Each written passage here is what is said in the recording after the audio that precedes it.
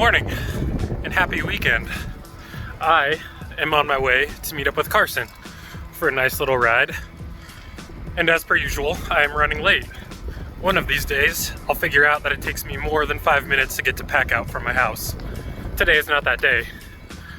I am in the midst of a bit of a rest week, so I'm just going to cruise around with him 2, maybe 3 hours. I know that he has some sweet spot efforts that he's got to get in today. So, yeah, the plan is I'm just gonna sit on his wheel for essentially the whole ride. But as you can see, it's goddamn beautiful out here. It's goddamn beautiful out here, so it's gonna be a really great ride. Let's go.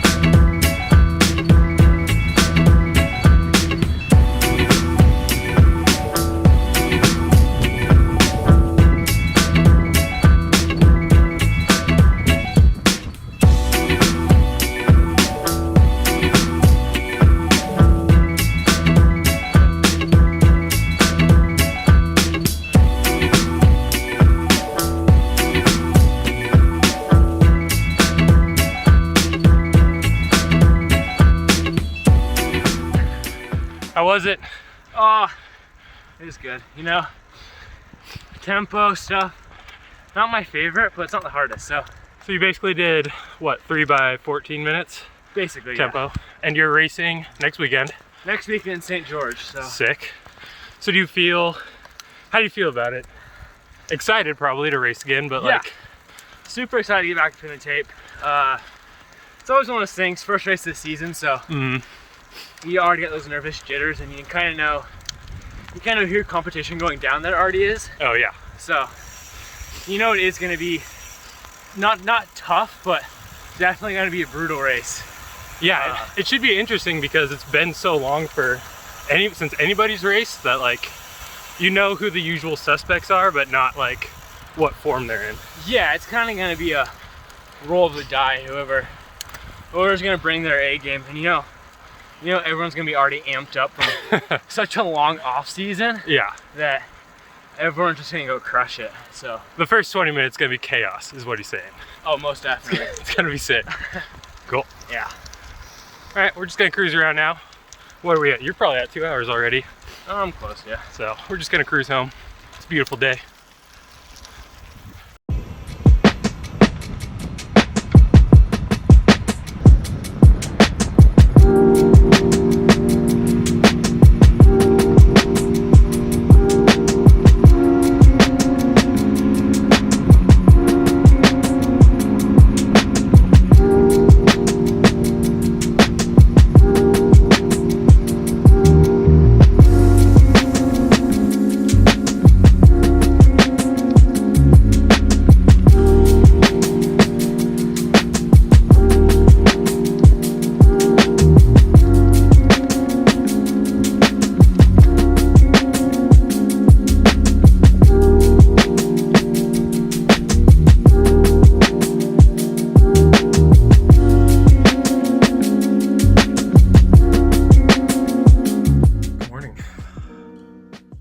It's early, man. It's early.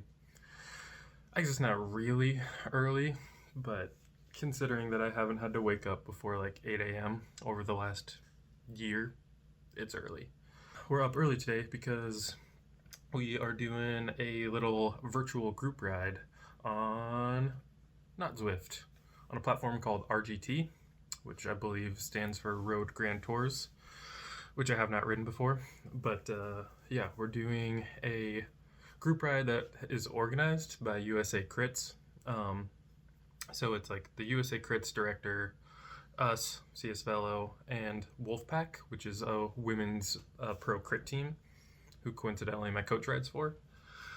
Yeah, so it should be cool. It's, like I said, basically the idea is that USA Crits is going to bring on a men's team and a women's team, and like anybody from the general public that wants to come ride.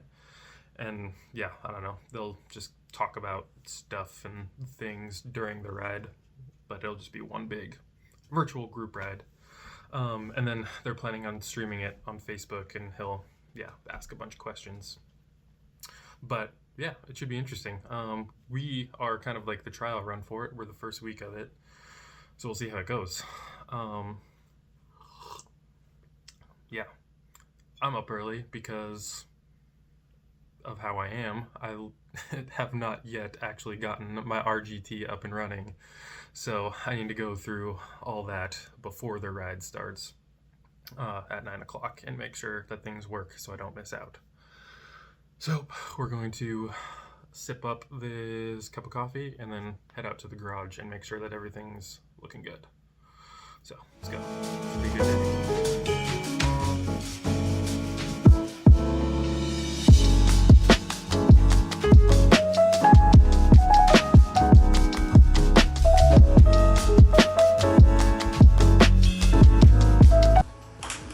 Honestly, this is off to a chaotic start. This is supposed to be like a zone 2 ride. People are out the door. 4 watts a kilo. What the hell? It appears that I am not a part of a group at all. I don't know if I'm behind or ahead is the only problem. Yeah, our team chat is like going off. It's hilarious. We are unfortunately the trial run. The first couple of teams to do this, so we're having to figure out a bunch of stuff. People are saying their power meters won't connect. Patrick Collins just doesn't know what's going on. Sean Gardner got kicked out. The live feed keeps pausing. Chaos. You gotta love it. You love to see it. Okay. I don't want to say that that was a disaster, but it did not go that well either. We just had a lot of technical difficulties. The USAC director never actually made it onto the live stream, which was unfortunate. And then I got kicked out of the app with like 5Ks to go, which was definitely a bummer.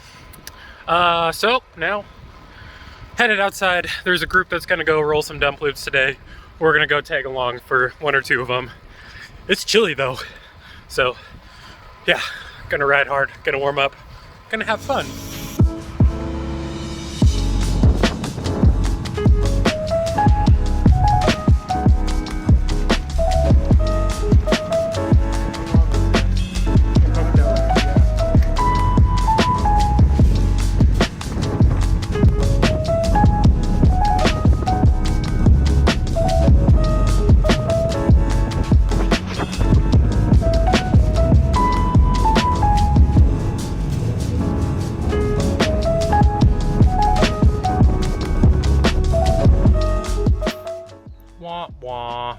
The GoPro died in like the first 30 minutes of that ride, which is unfortunate, but doesn't change the fact that it was still a really nice ride. Yeah, rode with Chris, Carson, and a guy named David Harif.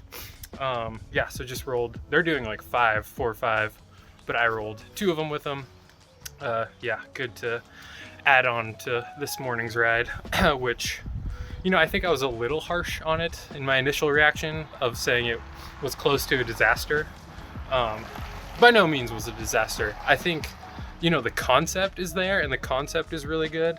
the idea of getting like a bunch of people all over together for a group ride in one space was really cool, and having, you know, some representatives from each team to just kind of talk while everybody rides is really cool.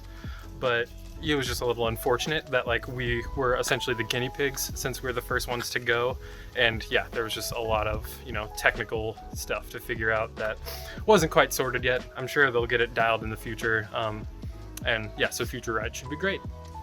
But before we go, I believe I have a package of some cool stuff that I want to show you. Let's go see if it's at the front door.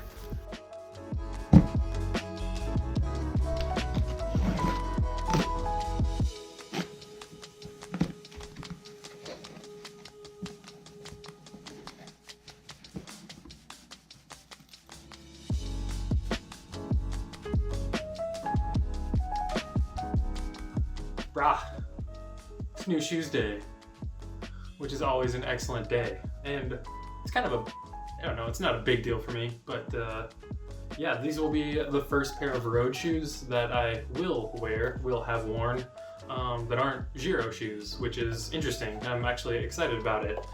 These are the Vittoria Velars shoes, road shoes.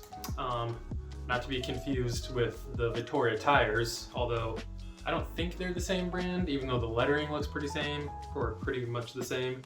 And they are obviously both Italian brands. And actually I think they're both sponsors of us. We get Vittoria shoes and Vittoria tires, but not the point. The point is that, yeah, these are the Vittoria Velars shoes. These are their kind of top of the range road shoe. Yeah, so let's just real quick go through kind of the specs of the shoe, if you will. So being their high-end shoe, it's got, you know, pretty much everything you would expect from a shoe that retails for like $400+. Yeah, it's that synthetic upper, which feels nice and smooth. It's got these light perforations for ventilation.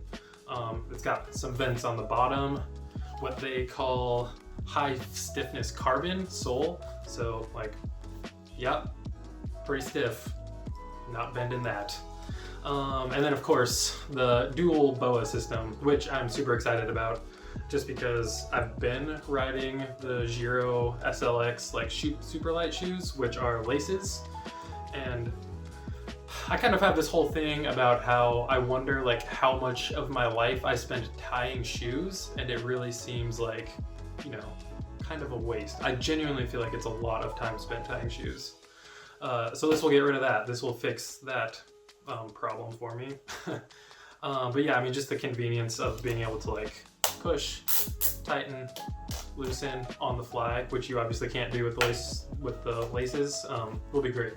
That I got, I wear a size 45.5, and then I had them send me out a wide model because your boy got wide feet from all those years of running. And yeah, like an initial fit test, putting it on, it feels really nice on my foot. I can tell that there's a lot more room than a lot of the Giro shoes that I've worn before. My toes don't feel so scrunched in there. There's definitely a lot of arch support, which I think a lot of people might find kind of annoying, but for me, I've got pretty high arches, so it fits in there. But another highlight of these shoes, and you know what you might expect from some high-end road shoes, is the fact that the soles are actually moldable, not modal. Meaning, yeah, you can chuck these in the oven. I think they want you to put them in there at like 100 degrees, 90 degrees, something like that, for like 10 to 15 minutes. Take them out, put them back in your shoe, put the shoe on your foot, and then walk around in them basically for a while, and it should mold to your foot really nicely. So I imagine that even though in this uncooked state, if you will, the arch support is pretty intense, that will, you know, kind of shape itself to your foot once you go through that whole process. The heel and toe kind of pads here seem like they're pretty hard plastic, pretty hard rubber maybe. So I am a little concerned that they're gonna be pretty slippery walking around in them, especially when you put like a metal speed play cleat right on the middle of the shoe. So that could get interesting, but yeah, not sure about it until you try it. Now, I am actually curious about the weight difference. I mean, these don't feel heavy by any means, but they're also not the lightest shoe. So I'm curious how they compare to my lightweight Giros with a cleat on. I'm gonna go grab the scale. All right, so what we got here is my current road shoe, this Giro Empire SLX. Yeah, it is super light. It's really thin all around. You know, they have a lot of this like fly wire stuff. I think that's actually a Nike term. These aren't even a year old, but you can see they're getting pretty worked over already, which is actually surprising considering how much time I've had to spend on the trainer. But anyway, I want to find out what the weight difference between the Giro SLX ultralight shoe is with cleat versus this Vittoria Velar with no cleat. But tags, because I'm not going to take the tags off yet. So right here's the, oh, I turned it off. The trusty coffee scale. It is a workhorse of a scale. It weighs out some coffee beans every single morning. Shoe on the scale. 330 grams on the dot. It's actually kind of insane that it's like 330.0. Cool. Comes in, oh wow, 331.1. I mean, you can't script this stuff, people, within 1 gram. That's kind of wild. So yeah, I mean, although now I want to know how much a cleat weighs, how much a speed play cleat weighs. I would guess it's in the range of like 50 to 60 grams just because it is, you know, it is aluminum. There's a lot of pieces that come with it. So yeah, we'll call this essentially 400 grams of shoe. There you have it. Within essentially 1 gram cleat versus no cleat. We'll call it like 390 grams, 400 grams once you get a speed play cleat on there. So yeah, I mean, obviously by no means, it's not the Giro. It's not like a ultra lightweight climbing shoe, but for an everyday kind of like top of the line shoe, it definitely like checks the box for nice lightweight shoe. Very excited about it. I just need to go get some new pedals for this. I feel like new shoes definitely warrant some new pedals and some fresh cleats. Unfortunately, that also means that I have to go through the nightmare of positioning the cleat on the shoe, which is always like a 3 to 4 week endeavor for me. But once we do get those styled in there, get the moldable sole molded. Oh my gosh, that's so hard to say. The moldable sole molded to my foot, then I think these are going to be some sick shoes. Yeah, really looking forward to it. Looking forward to giving them a bit of a ride review as well. So be sure to stick around for that. But anyway, I think that's going to do us for this week. Another, I guess, lousy week of midweek riding, but then a pretty excellent weekend of riding and a new shoe day, which is always exciting. Yeah, so I guess as always, I'll just say thanks for watching. Hope you enjoyed, and we'll see you next week. Good luck out there.